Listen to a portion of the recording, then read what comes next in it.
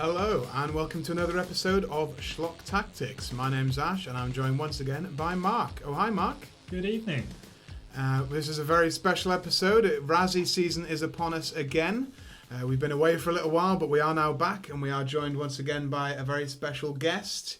You know him best from What a Ranker on Instagram. It's Liam. Hello. Welcome back to the show, Liam. Thank you. Thanks for coming on for Razzie season. It's the most wonderful time of the year for bad movie aficionados. Last episode we did, it was a little while ago, before Christmas, but it was an Arnie versus Sly special. And we didn't even know that we'd be talking about Sylvester Stallone again quite so soon. In fact, we swore to stay away from 1994, but we just can't quit Sylvester Stallone. So if you want to check out the last episode, go and do that. But as I say, today we are talking Razzie nominations. The Razzie ceremony is coming up this Saturday, the 14th. So it's the first year that it's not been on the same night as the Oscars. And it is also going to be broadcast on television for the first time. So we are going to get you ready for the Razzies. And we're going to be running down the 5 worst picture nominations for you, just like we did last year. But this year, it is The Haunting of Sharon Tate, The Fanatic, Rambo Last Blood, A Madea Family Funeral, and Cats. So we've watched all these films. We've just finished watching Cats. Painfully. We are very excited to be up here recording and not down there watching that. So we're going to go through these one by one. We're not going to break down the plot in massive detail like we usually do on the show. We're just going to give our overall thoughts because we don't want to be here all night and you want to get a general idea of what the worst possible films are from the last year. So first of all, we will get into The Haunting of Sharon Tate. So this is this year's de facto horror film, if you want to call it that. Last year it was Winchester, which was the horror offering. This year is The Haunting of Sharon Tate. So this is based on the real life story of Sharon Tate, who was a famous actress in the 60s, married to Roman Polanski, and she was murdered along with 3 of her friends by the Manson family. Coming out in the same year as Once Upon a Time in Hollywood, also covered that particular time and place, so I don't think that's a coincidence. It's the 50-year anniversary, isn't it? There you go. So everyone's gone Manson crazy, Yeah. if you like. You guys have seen Once Upon a Time in Hollywood, I think. I haven't. I have, yeah. Is that better than The Haunting of Sharon Yes. Tate? Just a little Are you bit. sure? It's not historically accurate in any way, but it's still a lot better than this. But that doesn't matter necessarily. Yeah, Winchester wasn't either. So this does cover real life events, real life murders, which I think is why it attracted a little bit of controversy, which is probably what they were going for, to be honest. It's directed by and written by a guy called Daniel Farrans. Now, I didn't realise until I looked into this, but we have discussed his writing before on the show, Mark, because he wrote Halloween, The Curse of Michael Myers. Really? Which Wow. we reviewed on our Halloween special a few years ago. Oh. So other than that, he's mainly made horror documentaries like Friday the 13th documentary, the history of Halloween, and stuff like that. So Yeah. I guess he's not really experienced at doing actual films, like feature films, and I guess you could tell that. Stars Hilary Duff as Sharon Tate as well. So I guess the problem mainly with this film is that it does portray real life events, real murders, but makes the weird choice not to really stick to what happened. Yeah. And I mean, I was a little bit confused by the ending. Can anyone explain to me what happened here in the end? They were murdered. They weren't murdered. They were killed, but then she came along and saw them. Spoilers will follow. I mean, if you didn't know, Sharon Tate was murdered in real life, so that's not a spoiler. But at the end of this film, they're killed and they survive. Yeah. They're able to, you think they've survived, and you're like, oh my god. I mean, the premise of the film is that she, and this is apparently true, she had a premonition of her own death a year before it actually happened. So she did have a nightmare that her and her friends were being held hostage in their house and they were stabbed, which is what happened. So that's about the only true part in the film. Liam, what did you think of The Haunting of Sharon Tate overall? Well, I feel like this was, out of all of the ones we watched, the worst written film. Okay. It seemed like the laziest screenplay I've seen in a long time, where every decision felt like the first draft and then it was just put out into the world. Yeah. Like every choice, every line of dialogue was so on the nose and so just painfully cheesy. Yeah, it was very much a cliched horror movie, like trying to also be real, but like it was quite tacky and sensationalist. It won't surprise anyone that the family of Sharon Tate were outraged by the film. Yeah. They're like, "What the fuck are you doing?" I think the real insulting part is that they kind of wanted to have their cake and eat it. They wanted to do a twist that the people aren't actually dead, but then they are also dead. Yeah. Which not only does it not make any sense, pretty insulting to the family, because she Disrespectful. definitely was killed. Yeah. That definitely happened. You can't do like a biography of Martin Luther King and he's not shot and killed. Yeah. You can't do a real life film about anyone who's died and they don't die, because that's the one inaccuracy you can't really do, isn't it? It's got 2.8 on IMDb. There's just no depth to any of the characters. So generic. I also did read on IMDb something funny. I'm not sure if this is true. I hope it is. But the editor of the film said that several scenes were meant to be played normally, but had to be played in slow motion in order to bring the movie to feature length. You can absolutely feel the last 10 minutes is all in slow motion. Yeah. And it clearly wasn't shot in the right frame rate to be slow motion because it's so choppy. So it's just really weird. We need to elongate this. Discombobulating. Talk about padding. It's not the only film on this list that does that, but it's the only one that does it with slow-mo, which is a weird decision. So there you go. Not really enough material here for a feature film. Not the sort of content that lends itself to a super violent. There's some super violent stabbing going on here, like that. It's pretty uncomfortable. That was quite brutal, really. Yeah, there was my favourite bit in the whole film, which made me laugh a lot, and I had to rewind it. Was the Russian guy's in the bathroom and he's being attacked by one of the Manson family women. And he picks up the lid from the toilet and he smacks her in the face so hard.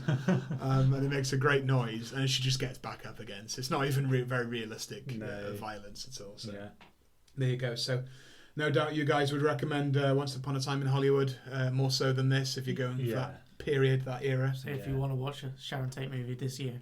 Next film we're going to talk about on this one. This was one I was kind of looking forward to for a while after I heard about it.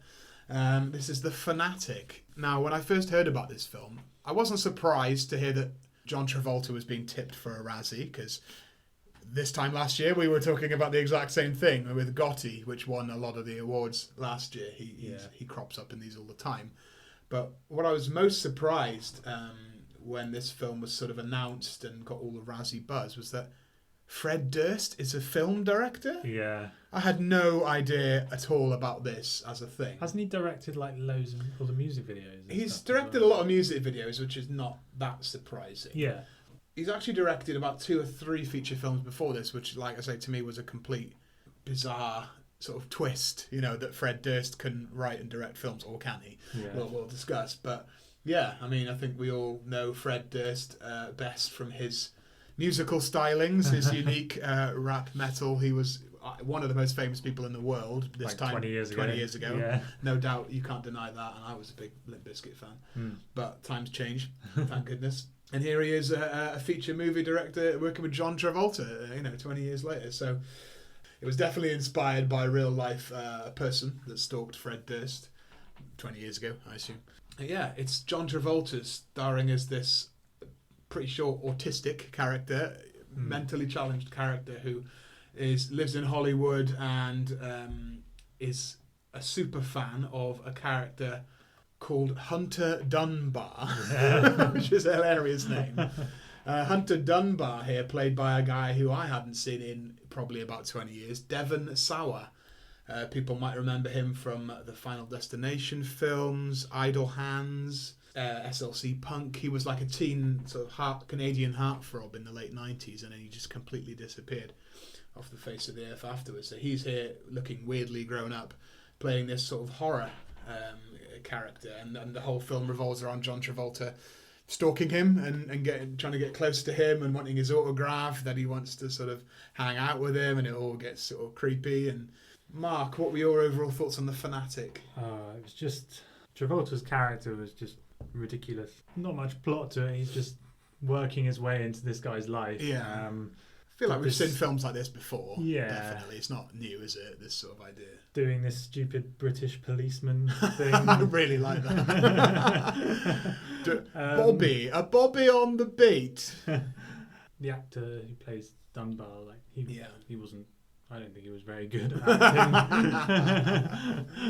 He was just being a dick. Yeah. It felt like he maybe was a dick. And then there's a ridiculous end bit where he gets his hand shot and then he gets stabbed in the eye.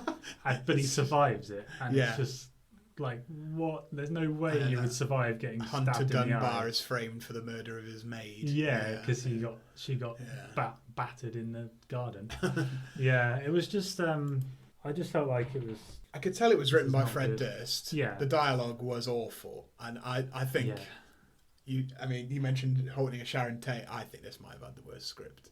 Yes. Because characters were saying stuff like, fuck you, you faggot. Yeah. Oh, fuck you, motherfucker. And this is straight out of Fred Durst's mouth. We've heard him rap like this. You know, this is like juvenile, swearing, delinquent, you know. So the script, I think, is terrible. But I actually thought John Travolta did an all right job at portraying this character. It's not the sort of thing he usually does.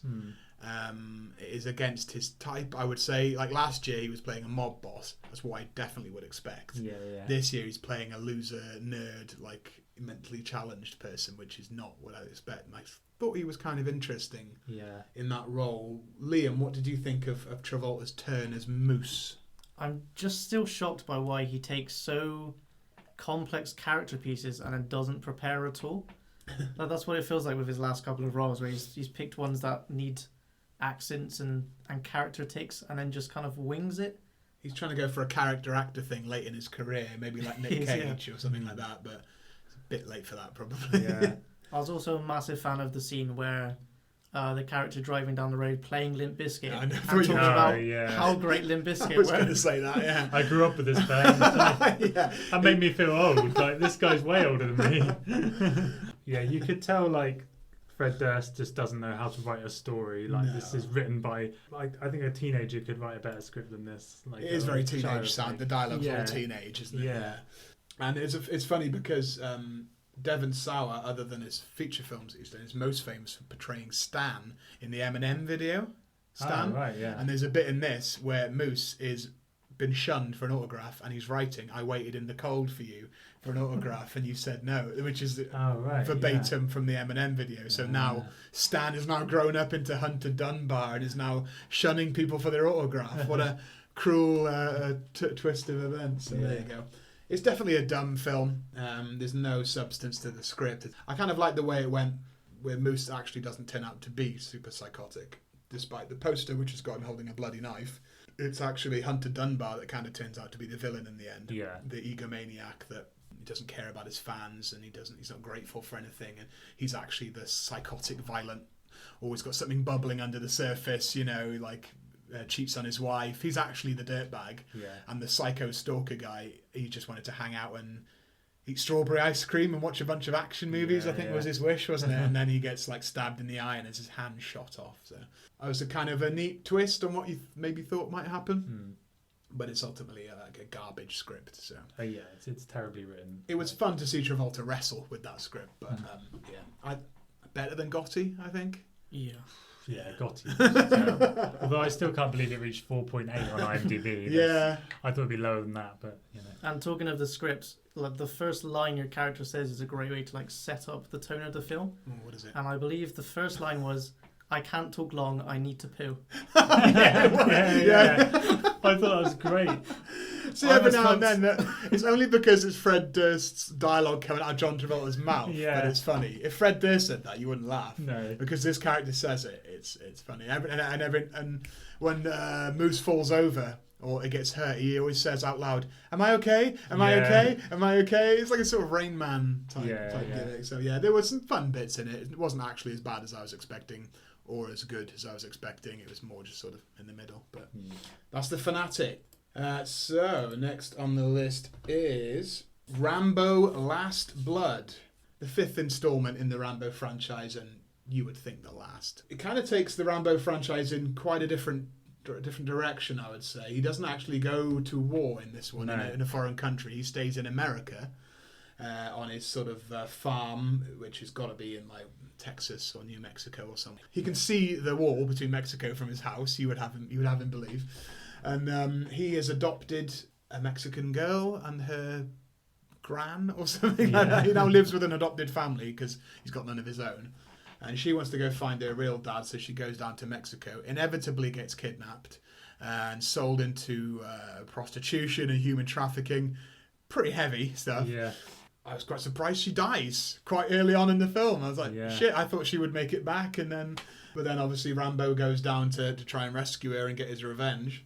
But what I also like about this film, and Liam, you told me this because you saw this in the cinema, is that the Home Alone influences, maybe not influences, but the coincidences. Really, this film is like half Narcos, half Home Alone, because on John Rambo's farm, he has created all of these Vietnam Cu-Chi-style tunnels, which have all these booby traps, like miles of it underneath. I thought that was really cool. And when you saw him setting them up at the beginning of the film, you're like, oh, this is going to kick off at some point. I can't wait for this to kick off. So I think we were all pretty surprised to see this on the list, other than just Stallone being a bit of a punching bag for the Razzies. I think we all either wanted to see this when it came out or did and enjoyed it, in your case, Liam.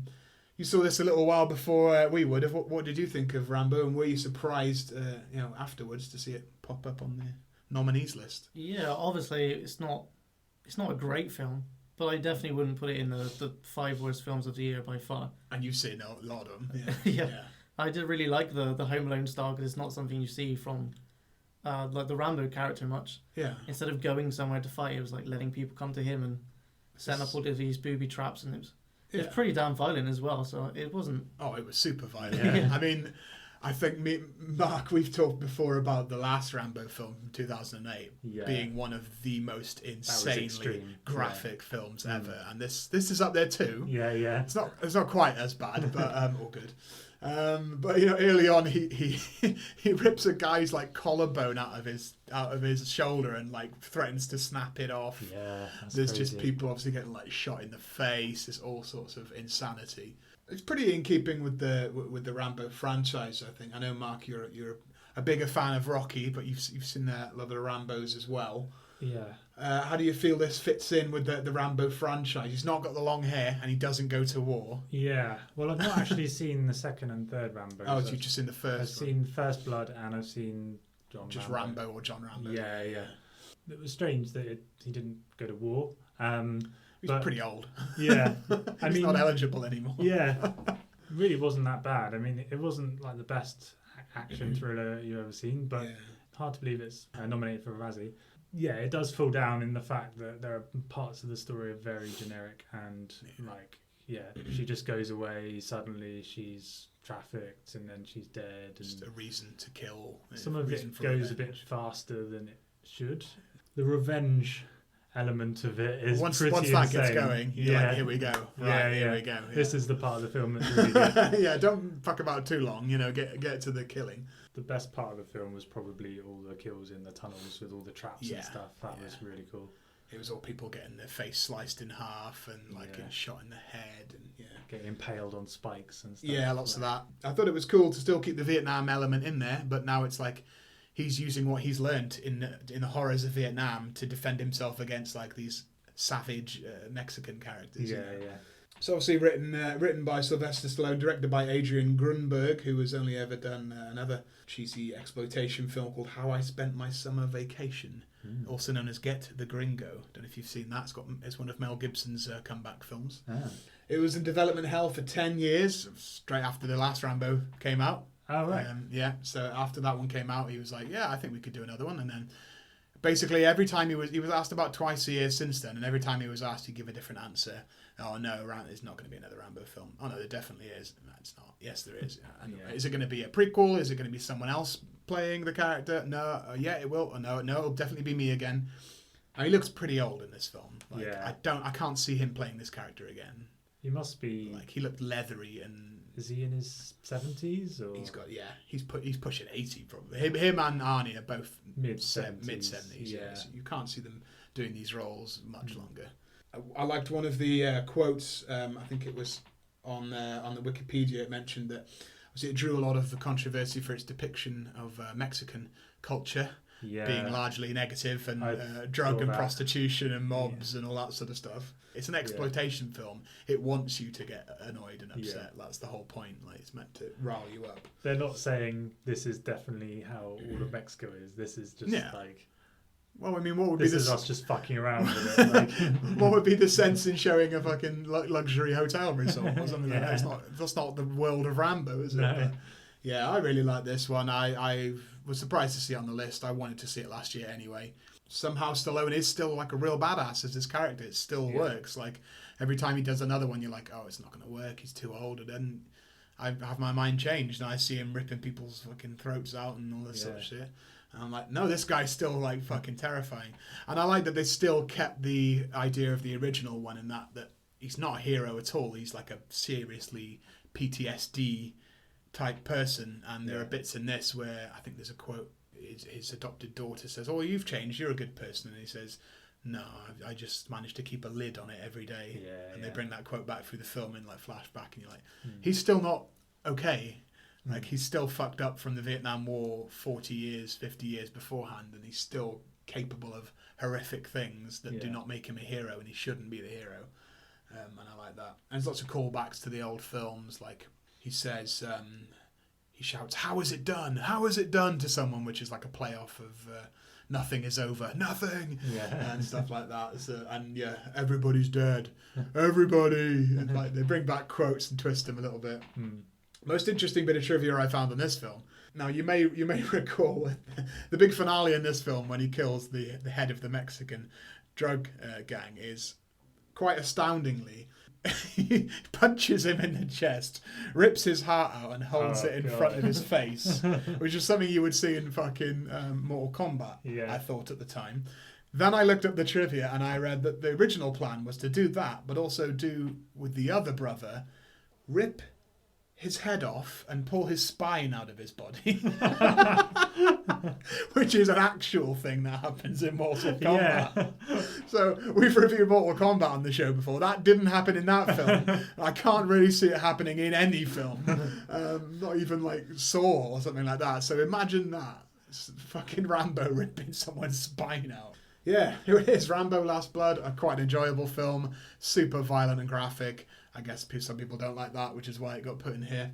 And people are cynical of, the fifth sequel to a film that came out in 1979, 1980. Yeah, it's probably dragging on a bit. I don't want to see another film from this franchise. I think this wraps it up pretty neatly. Next film we're going to talk about is Madea Family Funeral. This is the latest in a series of films written, directed by and starring someone called Tyler Perry. Now, I know this guy is pretty infamous in bad movie circles, but I hadn't seen any of his films before. No. I'd only seen pictures of this Madea character. Do you guys know what number in this series that this film is, the Madea? This is the final one, by the way. Oh, I thought it was like the second one. No, this is the Madea Family Funeral. Does anyone know what number in the series this is? It's probably like 6th. This is the final and 11th movie. What? I'd not even really heard of it before. I mean, he's been plugging away here for quite a while. Starting in 2005, where he debuted this character, he wrote, directed and starred in Diary of a Mad Black Woman, Madea's Family Reunion, Meet the Browns, Madea Goes to Jail, I Can Do Bad All By Myself, Madea's Big Happy Family, Madea's Witness Protection, A Madea Christmas, Boo, A Madea Halloween, Boo 2, A Madea Halloween, and then finally A Madea Family Funeral. Yeah. He said he was going to wrap up the franchise here because he didn't think the character had anything left to say. What do you guys think this character had to say? We've rinsed this character dry. I don't think this character should have said anything. Really. I mean, it's worth noting he doesn't just portray this character. He does. I think he must have just seen a Nutty Professor and thought, what a great idea. I mean, Eddie Murphy's not much funnier, but the Nutty Professor was quite funny and quite a big hit. Yeah. And so this guy's taken on this approach and he portrays the Madea, basically the hard granny character. Heathrow, which is this sort of guy in a wheelchair with a voice box. Another dirty old man. several characters. Had you guys seen any of these films before, or this character, and what was your introduction to this character in that case? This was my introduction to this character. I wasn't really familiar with this. Yeah. I probably I'd come across it and just chosen to ignore it immediately. I don't know. But this film was awful. It's absolutely terrible. It's painfully unfunny. Like, I couldn't even really laugh at it in an ironic way. It was just, some of the scenes went on for way too long. There's a bit that they got stopped by the police. Oh my God, it went on for about 20 minutes. It was insane. It was just like, okay, he's going to come to the window in a minute. Just make sure you're cool. Yeah, I am going to be fine. Yeah. Well, he's going to come in a minute. Yeah, well, I know. Well, I will. And it'll go round the car. Every character will have a dialogue and it'll come back.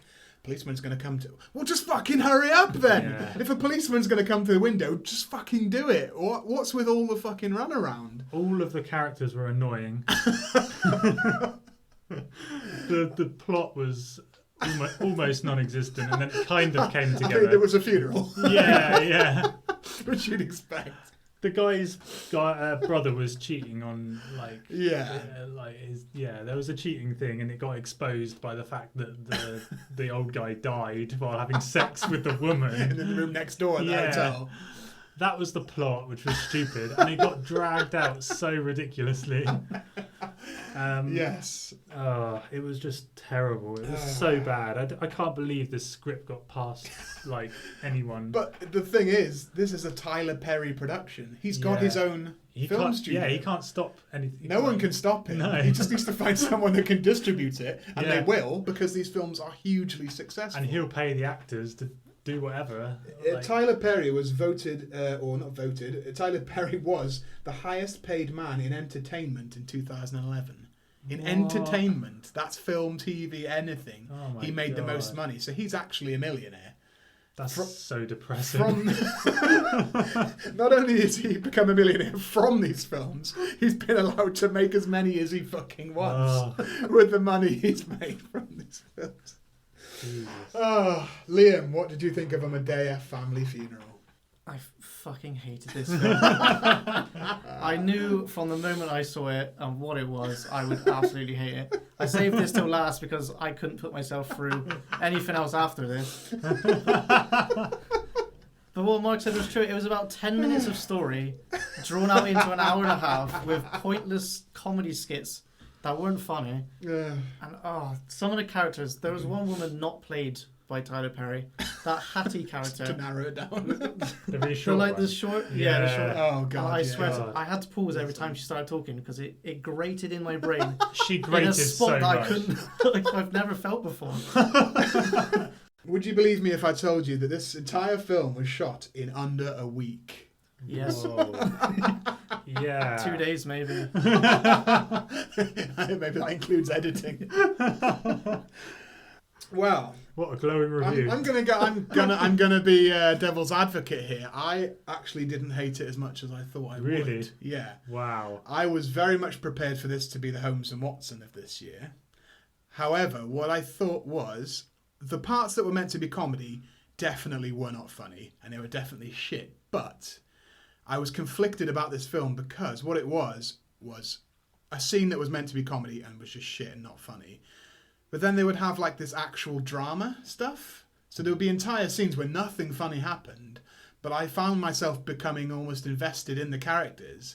Like you say, there was a guy that was cheating on his wife with his brother's girlfriend. The mum was actually quite...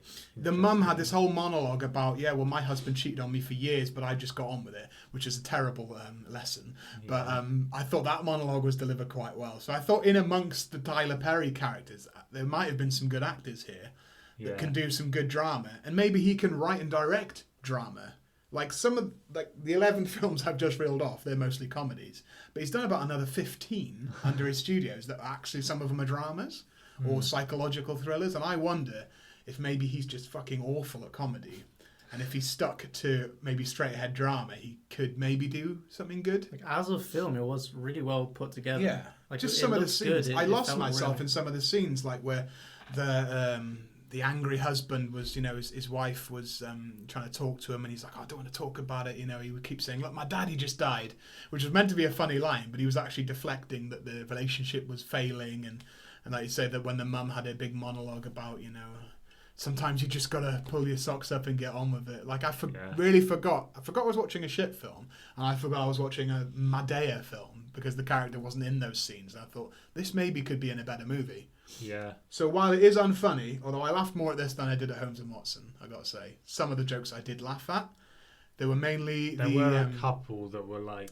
It was mostly the old guy with the grey hair and the glasses doing really basic, dirty old man jokes, but they popped me a few times. I did laugh. So on the whole, I laughed maybe 10% more than Holmes and Watson, and there were some drama scenes in this which I thought were actually well done. So I'm not sure if this is the worst film of the bunch. Obviously, we're going to get to that.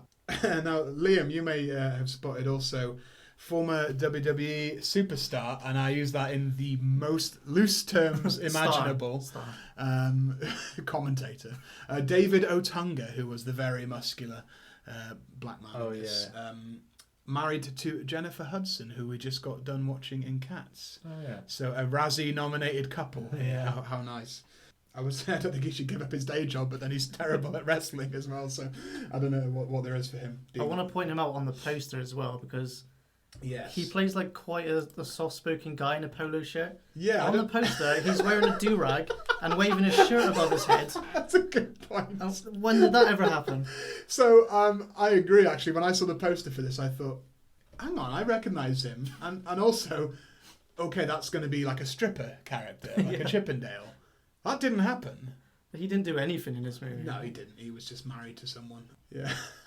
Okay. So that is Madea Family Funeral, the final instalment, allegedly, from Tyler Perry in that franchise. But he's done very well for it, and I sort of have a strange, begrudging admiration and respect for him, because he's almost like a Tommy Wiseau or a Yui Bowl or a Ed Wood that's actually done really well out of making shit movies. Like, whether he knows it or not, he's become the most rich man in Hollywood, at least at one point, from making god-awful films. Yeah. And not many people can say that, so... Michael Bay? Okay, touche. So there he is. Tyler Perry's carved out his own little niche here, and... shockingly the first time we've talked about this character, and he threatens it will be the last time. So that brings us to our final film, which we have just watched this very evening. Should be fresh in all our memories. Cats from last year, the adaptation of the very popular musical by Andrew Lloyd Webber. This is the somewhat live action, somewhat not live action, somewhat animated adaptation, made headlines across the world last year for having one of the most overwhelmingly negative responses to a trailer in the history of movie trailers, stemming largely from the visual effects of the movie. Visual effects in this movie were also done by the people that did the Sonic the Hedgehog movie. Now, this movie, like the Sonic the Hedgehog movie, once it received its negative response, they immediately started to try and work on the visual effects, which is something that we haven't really seen ever before, and it's a weird time where we're at now where people can do that. This is the only film that I'm aware of ever that has been released into the cinemas and then is then re-released another version of it a couple of days afterwards and told all the cinemas, no, use this one instead, because they made such basic and horrendous mistakes with the visual effects that they wanted to fix them. And we saw this right at the end. Judi Dench playing the old cat has clearly got an un-VFXed hand with a wedding ring on visible in all of that last scene. Now, how the fuck do these people mess up so bad that they did not catch that she's wearing a wedding ring and she's meant to be a cat? So an unprecedented move in cinema history. They fixed it in post after the film was released into cinemas. So bow to the pressure of the internet, a dangerous precedent, which we'll talk about. But the question is, what makes this film bad? It is bad. We can see that. Anyone can see that. Is it the visual effects? Is it the plot? Is it the performances, the singing? Jellicle. Now, it's pretty common, I think, in most musicals for there to be a musical number and then a couple of scenes of talking where you establish plot, characters, motivations, all this sorts of things. There was no let-up in this film. No. It was song, song, song. Yeah. And not only was that repetitive, but the songs were repetitive. Jellicle cat, I'm a jellicle cat. We're cats and we're jellicles. We're jellicle cats. That was about 4 minutes. Yeah. Like, Liam, what do you think makes this film terrible? I don't feel like I've watched a film. I feel like I've sat and experienced something on a screen. But I just felt like there was no story running through it. It was just introducing characters every 5 minutes that didn't link together, and there was a really weak, 5 minutes worth of story that was just dragged out for 2 hours. Yeah, I mean, I think at certain points we kept asking each other, what's going on? What's going on? What's going on?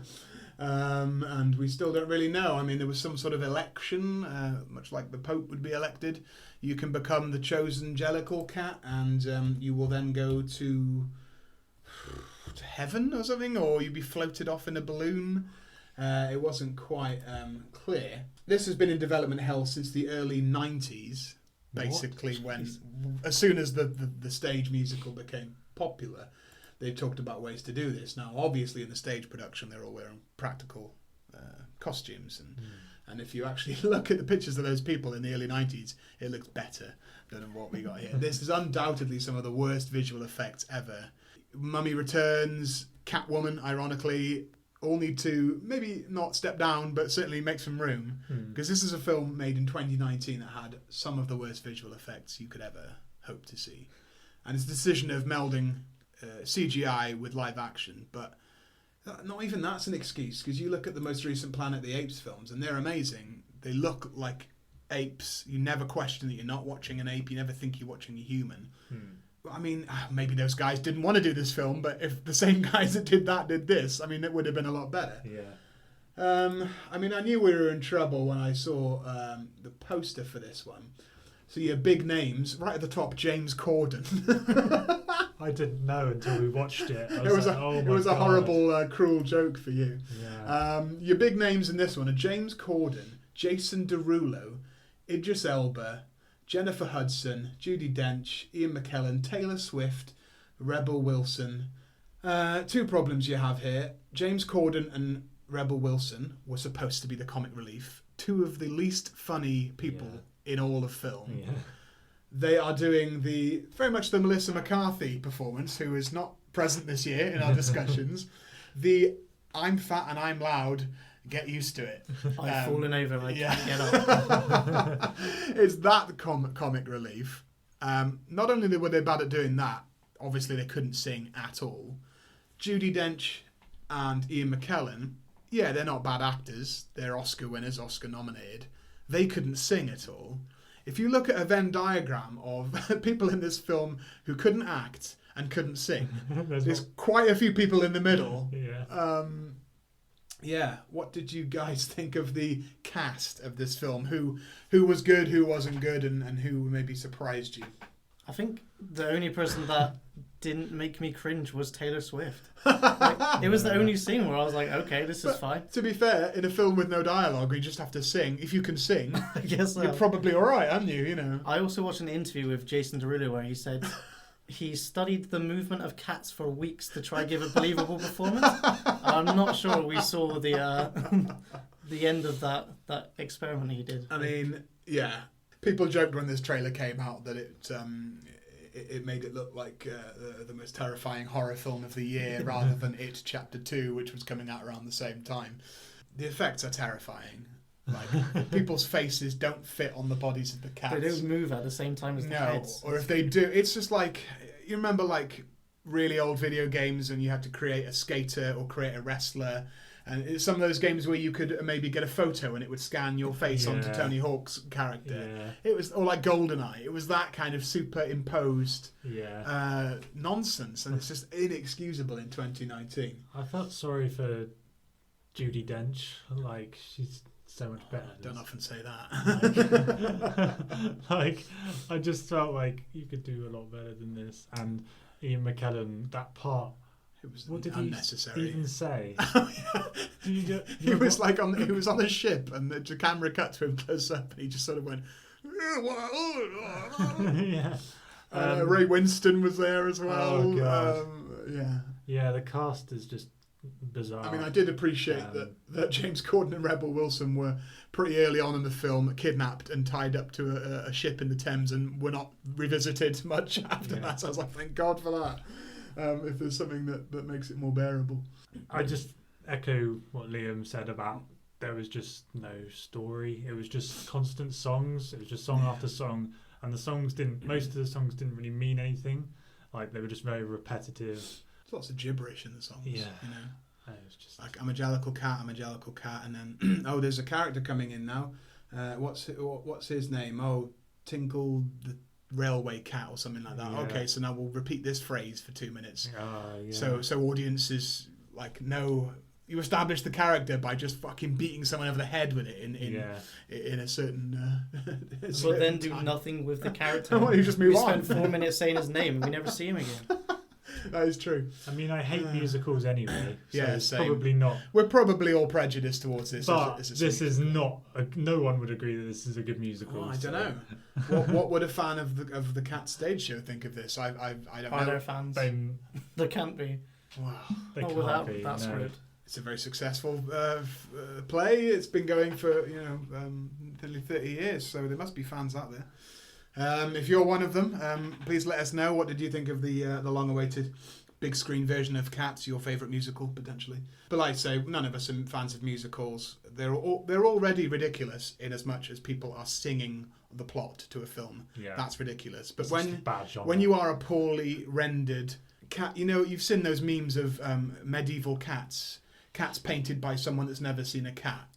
That's what these things look like. Yeah. It didn't look like cats. The mice were even fucking worse. Yeah. These little kids superimposed on tiny little mice. Oh, it's terrible. Why did you even need people's faces? Why not just do an animated thing? Yeah. I mean, I guess it's Disney's fault, isn't it? Because they're redoing all their animated films live action. But I mean, would this have been so bad if they just had animated cat faces? Would that have been terrible? Oh, you can't see who the actor is. Well, who cares? Like, loads of animated films, they're just voiced by famous people. You don't have to see the famous person's face. So. Yeah. Bizarre, really bizarre film, really confusing. So. The funniest part is when your cat made me jump. Oh, yeah.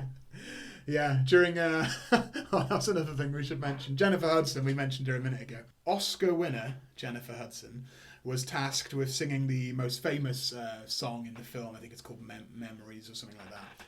And the kind of faces she pulls during this song are... indescribable. If that's her real face or if that's been augmented somehow, but the way that sat with the cat face, she was doing what she thought was a tear-jerking emotional meant to be the emotional peak of the film. We are pissing ourselves laughing, and then just shortly afterwards my cat emerged from the curtains and gave Mark the fright of his life. So my cat was better than anyone in this film at being a cat. So there you go. Cats from last year. What a piece of shit. So, that's the 5 Worst Picture nominees for 2019. I think it's worth noting, the Razzie nominations this year were announced on the 7th of February. Sonic the Hedgehog was released on the 14th of February. And Doolittle, the terrible Robert Downey Jr. film, on the 7th of February. Apparently Sonic's not that bad. It's not. Have you seen it? I've seen it, yeah. It's not terrible. It's just a pretty standard, like... live action cartoon mix. Do you think that these films, and also Glenn Danzig's Verotica, getting called the Room of horror movies? Oh, really? Do you think all these films deliberately released after the Razzie nominations, and do you think we'll be talking about them this time next year? I mean, you only said Sonic, so it's hard to tell, but what do you think? It might have been a tactical thing.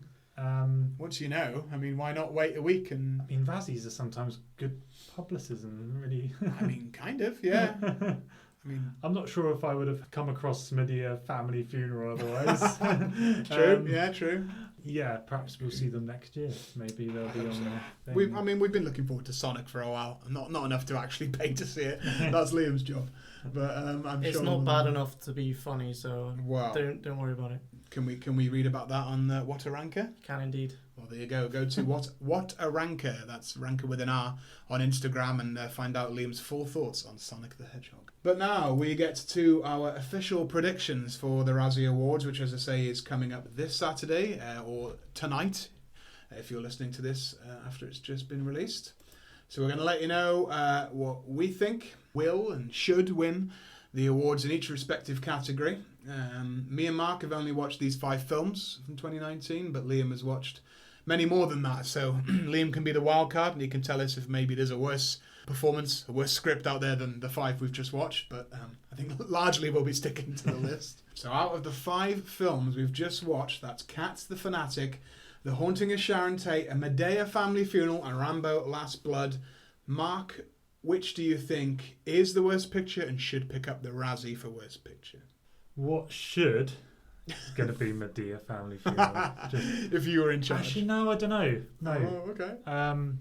I did think that until tonight. Okay.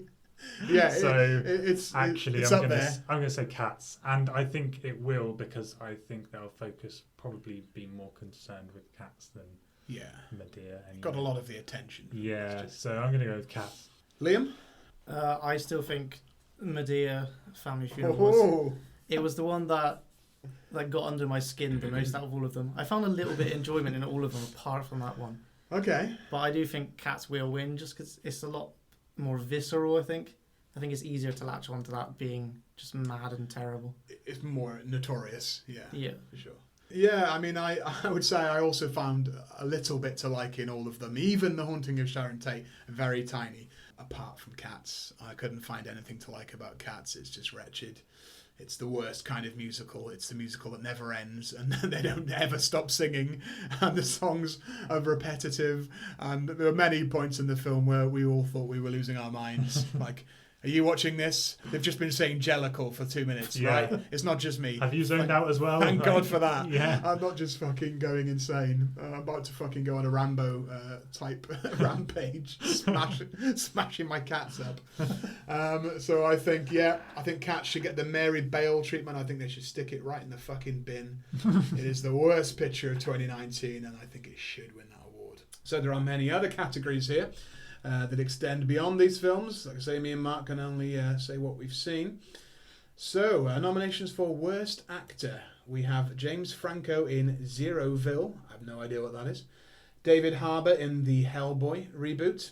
Matthew McConaughey in Serenity. I have no idea what that is. Sylvester Stallone in Rambo Last Blood, which we've discussed. And John Travolta in 2 films. The Fanatic, which we've discussed, and something called Trading Paint. Mark, since you have only seen 2 of these films here, worst actor, Sylvester Stallone in Rambo or John Travolta in The Fanatic? I mean, I think Sly is always cool. And I don't think Travolta, I think he did okay with the part he was trying to play, but I still think it didn't really come off quite as he'd hoped. I wonder what he did hope. Yeah, I'm not sure what he hoped, but I'm going to have to choose John Travolta out of those 2. Yeah, 22. Liam, would you choose Sylvester Stallone or John Travolta, or have you seen these other 3 films, and could you speak to the performances of those people? Yeah, I've seen Hellboy and Serenity. Okay. I think Hellboy was a terrible movie, but I don't think the acting was the problem in that movie. Just another CGI fest, right? Yeah, absolutely. It just did the best they could with what they were given. What is Serenity? Serenity it's so hard to explain. It's just a weird, trippy sci-fi film. Okay. But Matthew McConaughey does give the most phoned-in performance I've ever seen in my life. Okay. So he'd probably take that one from me. So he's worse than Sylvester Stallone and John Travolta? Yes, in that movie, definitely. Okay. It's the most just stereotypical McConaughey performance you can imagine. Right. I mean, he's a guy that's done quite well in recent years. I'm sure he's won or been nominated for an Oscar, but he still seems to crop up in these things repeatedly. So he's got that kind of Nick Cage. He's in my favourite movie of this year so far is The Gentleman, which he stars in, which I think he was amazing in. So it's very hit and miss. Yeah, like Nick Cage, I think he just takes anything he's given, and sometimes that's good, sometimes it's bad. I'm going to have to begrudgingly agree with you, Mark. John Travolta in The Fanatic, only because Stallone playing Rambo, I mean, he can't really go wrong. No. How can you act that character badly? You're just punching people and ripping out their hearts. And you can't really do it wrong. No, and he actually got some cool dialogue, which was delivered well. Yeah. How is it done? So yeah, I thought he did a particularly good job portraying that character in his OAP years. Rambo AP. John Travolta's eccentric performance in The Fanatic, I think, can say that will win out of those. Worst actress, we have Hilary Duff as the title character in The Haunting of Sharon Tate, Anne Hathaway in The Hustle and Serenity again, Francesca Hayward, if you don't know, that was the very main character in Cats, Tyler Perry as Madea in A Madea Family Funeral, or Rebel Wilson in The Hustle, not in Cats actually. Mark, that's 3 options for you. Hilary Duff, Francesca Hayward, if you could even remember who she was, or Tyler Perry as, specifically, Madea. Well, I don't think Francesca Hayward was memorable enough for me to think that her acting was bad. So I couldn't even tell you which one she was. Yeah. Directly. I mean, I hated Madea, but I feel like Hilary Duff just did not pull off Sharon Tate. Not that I really know that much about Sharon Tate. Here's a better question. Do you think Hilary Duff is a bad actress, or do you think she was playing Sharon Tate, who is maybe a bad actress? I think the former. If she was clever, she would say she was portraying Sharon Tate and throw her under the bus and say, well, she wasn't a very good actor, so I didn't do a much better job. I mean, I think Tyler Perry is pretty insufferable in parts of it. Yeah. Well, that's his signature character, though. Yeah, but that's what he wanted to do. Being portrayed as it should. Yeah. As much as you might not like it. Yeah. So I'm going to have to go with Hilary Duff, I think. Liam, have you seen... you've seen Serenity. Have you seen The Hustle? Yeah, I've seen all of these again. You've seen all of them. Okay, so who would you say deserves this Raz? I definitely don't think Anne Hathaway should be in there for either of those movies. Okay. She was okay in all of them. Tyler Perry, I really want to say, but it specifically says as Madea, which I don't think was anywhere near the worst character in that movie. You have to stick to Madea for the moment. So I'm going to have to go with Hilary Duff as well. Hilary Duff also, okay. Yeah, I have to echo what Mark said. Couldn't really point out Francesca Hayward in a lineup, mainly because she was a cat. But, I mean, if someone's singing the whole film, can you really say they're acting badly? Yeah. I mean, how can that be, and like you say, Tyler Perry, he may be insufferable, but Madea is how it should be. That is how it's meant to be. Yeah. So, Hilary Duff just giving a completely bland performance, emotionless. For someone who was terrified that she was going to be murdered, I didn't really buy it. No, she was terrible. So, Hilary Duff. I'm also really annoyed that because she was pregnant in the film, no one said that she was up the duff. Didn't even think of that. It's amazing. I like that Tyler Perry's in the worst actress category as well. Well, stay tuned. Worst supporting actress. So we have Jessica Chastain in something called Dark Phoenix. Cassie Davis in A Madea Family Funeral. I can pull up a... Yeah, who's that? Picture if you like. Judi Dench in Cats. Vanessa Pineda in Rambo First Blood. I assume that's the young girl. Or Rebel Wilson in Cats. So let's just have a quick look here. So, Rambo Last Blood. So we've been able to find Vanessa Pineda on the cast list, IMDb, for Rambo. We had to control F it because she was near the bottom. She plays the sort of rough gangster character, briefly glimpsed. Plays a character called Giselle. I mean, I'd completely forgotten who she was and what she did in the film, so it's a strange... I don't know why she would be a supporting actress. And then in A Madea Family Funeral, we're looking for Cassie Davis. Oh, God. She plays the short grandma with Jesus. the beehive haircut. The wrong one is nominated there. Yeah, I agree. That clears that up. Thank you, IMDb. So, now that we've found out who these people are, Mark, who would you say is the worst supporting actress? I mean, Judi Dench didn't have a huge part until the end, till later on, and she was just singing. And there was she wasn't very talking. good at singing. Yeah. But that's not the category. I don't think that category exists. that character in a Madea family funeral is annoying, Yeah. but that's not the same as the... It's supposed to be annoying, though. Yeah, exactly. Yeah. It's not the same as the actress being bad. No, if that's the intention. Wilson in Cats. Rebel Wilson was the fat, unfunny cat. Oh, yeah. That takes her skin off and reveals a waistcoat underneath. And... That was just stupid. That wasn't... Yeah. I'd probably just go with Vanessa Pineda, whoever she is. You can't remember it. Yeah. Good point. Just for being unmemorable. Actually, it does remind me of my favourite line from Rambo, which I forgot, which is when he asks her to point out a gangster in a nightclub. Yeah. And then she does so begrudgingly and then says, "Okay, are we cool?" And he simply says, "Fuck off." She just goes, "Oh." Yeah. So that's the only bit I remember her being in. Liam, can you speak to Jessica Chastain's performance? What is Dark Phoenix? Dark Phoenix was the X-Men film last year. Did she play? She plays like an emotionless alien, so I'm not sure how. Doesn't play the title character? No, not at all. Okay. She's like the main villain, but she's meant to be emotionless. Okay. So it's really hard to judge her acting because she would. It was That terrible on old purpose. chestnut. Yeah. So I would We say could all that. do that, couldn't we? Exactly. I think the wrong person's nominated for Madea Yeah, Family Funeral. I agree. The one from Rambo, I don't feel like she did anything terribly bad. Yeah. So weirdly, I'm considering Judi Dench, which is weird for this category. But I have to say Rebel Wilson just because she's just unsufferable in everything. Yeah. And not funny. Not funny at all. Is the main thing. I think I would tend to agree with everything you said. Like I say, Vanessa Pineda, not memorable enough, but also didn't embarrass herself. So got away pretty clean. And Judi Dench was there to sing quite poorly. If this was worse singing, Judi Dench would nail it because she was pretty bad. But Rebel Wilson is unfunny in almost everything that she's in, and didn't add anything to this film. So I would agree. Rebel Wilson in Cats should fuck off. As Rambo would say. Here's an interesting film creeping in here, a film I quite liked. Worst supporting actor, we have similarly James Corden in Cats, Rebel Wilson's counterpart. We've got some options here for you, Mark. Tyler Perry in a Madea family funeral as Joe, who I believe is the grey-haired, dirty old man. Oh, yeah. Tyler Perry in a Madea family funeral as Uncle Heathrow. This is the guy in the wheelchair with the voice box.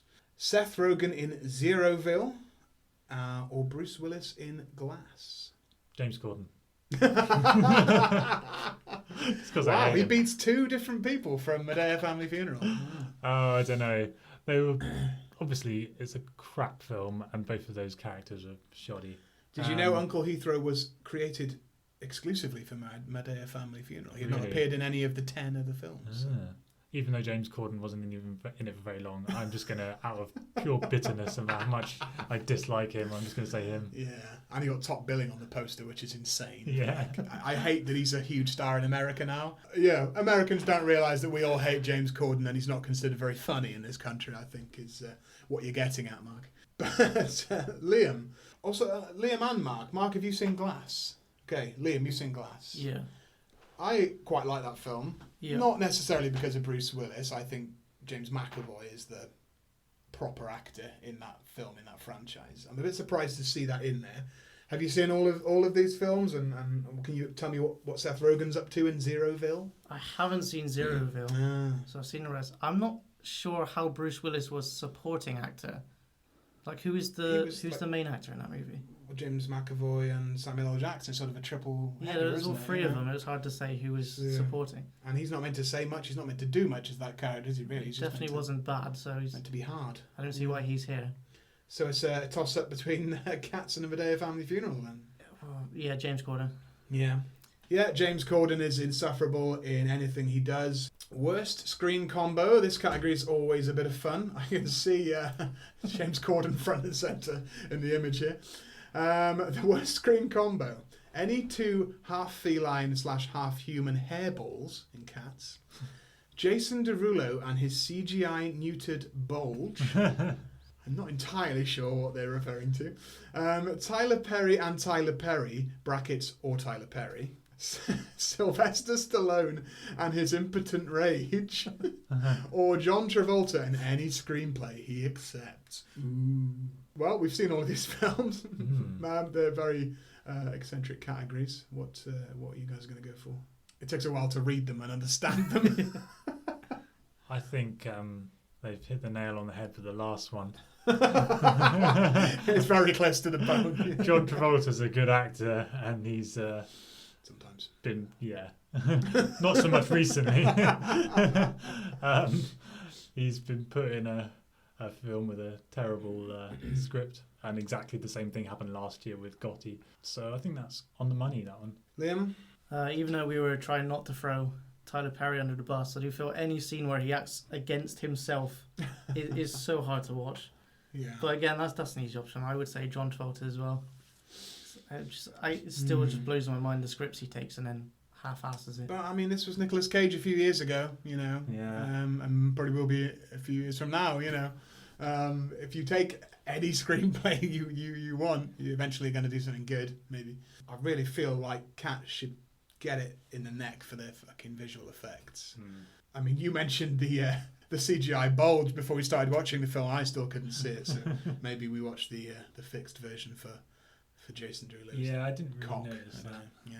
I'm going to take it easy on John Travolta. I think he should accept any screenplay he's given because he's eventually going to have a renaissance like Nicolas Cage will. And I'm going to go for Cats because the VFX is such a pivotal part of why that film is a failure. The decision to do half human, half feline CGI monstrosities is just unforgivable. So I'm going to go with any two half feline / half human hairballs from Cats. Oh, it's a big one. Worst director. There's an image here which I don't remember from Cats. The main character eating with an oversized knife and fork. Did not spot that. Worst director: Fred Durst for The Fanatic, James Franco, Zeroville, Adrian Grunberg, Rambo: Last Blood, Tom Hooper, Cats, or Neil Marshall, Hellboy. This is direction only. Separate yourselves from scripts and visual effects for this one. Mark, we've got 3 for you to choose from there: The Fanatic, Rambo, or Cats in terms of the direction. I don't think Rambo was that badly directed.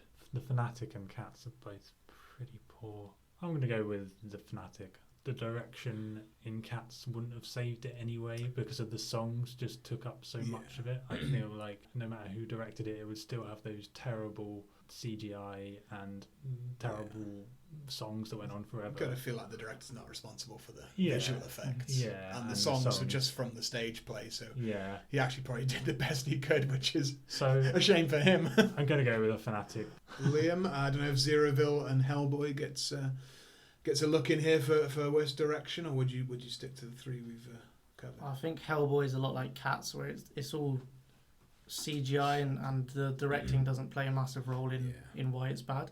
I actually think they missed the Sharon Tate movie off of this. I feel like that was the worst directed movie we watched of the 5. Maybe, yeah. But I think in a similar vein to that one, the Fanatic did seem really amateur. You could feel it all the way through. You could tell it was a guy that did music videos. Oh, absolutely. And his Fred Durst. And just hadn't thought about shots or anything. He was just holding the camera and go. Yeah, much as I want to give Cats another kick in, we'll go for Fred Durst, also The Fanatic. Worst screenplay. Ooh, The Fanatic's not in this one. I think this is the wrong way around. That's crazy. I think Sharon Tate should have been in the worst director, and The Fanatic Easy. should have been in worst screenplay. I think you're right.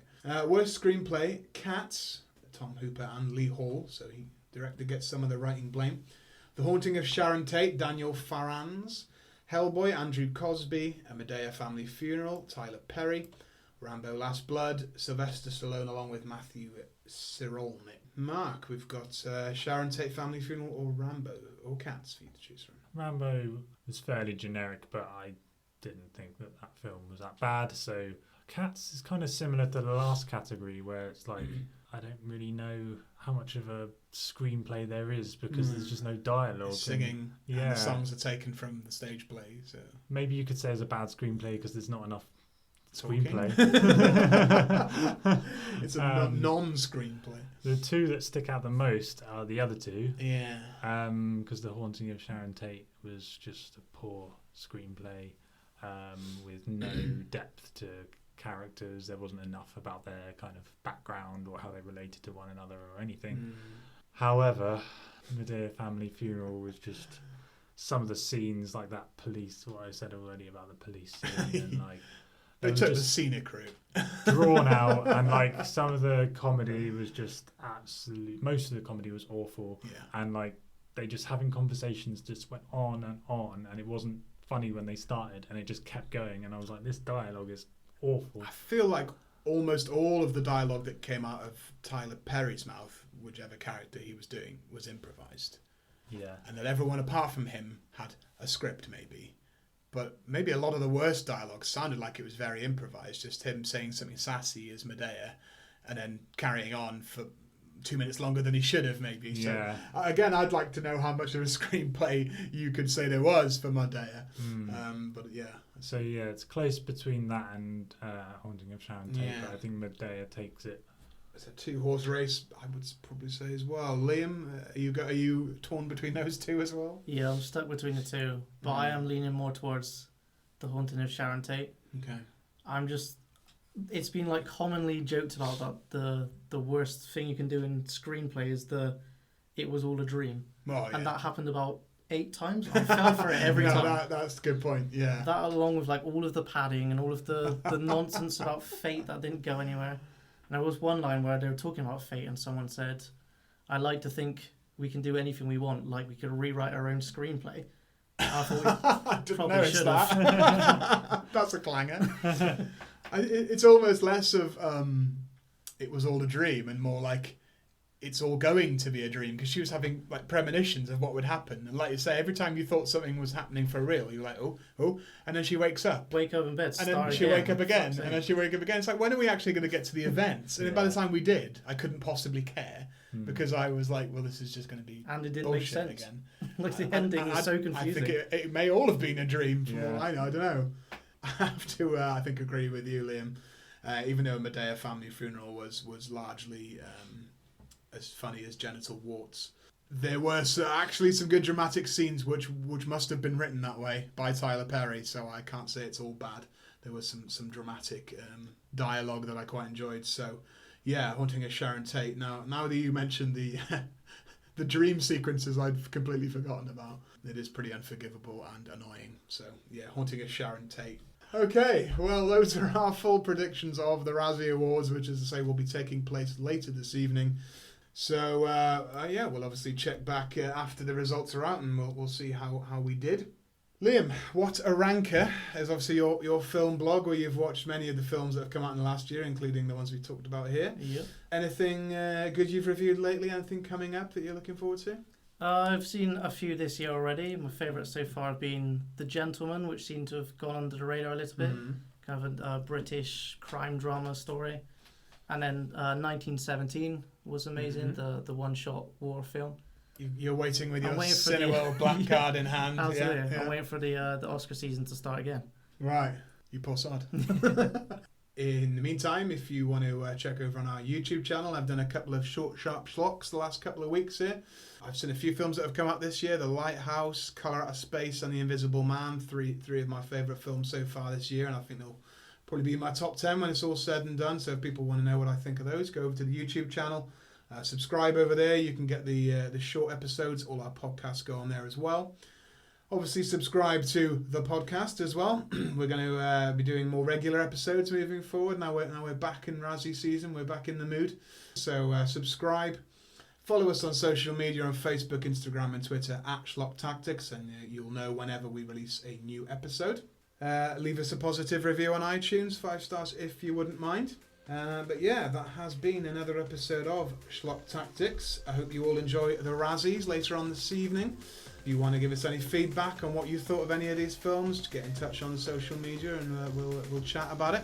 But that's it for now. Thanks again for joining me, Mark. Thanks for listening. Thanks again, Liam. Thanks for having me. We hope you'll be back soon, and that has been another episode of Schlock Tactics. We'll see everyone next time. Bye. Bye.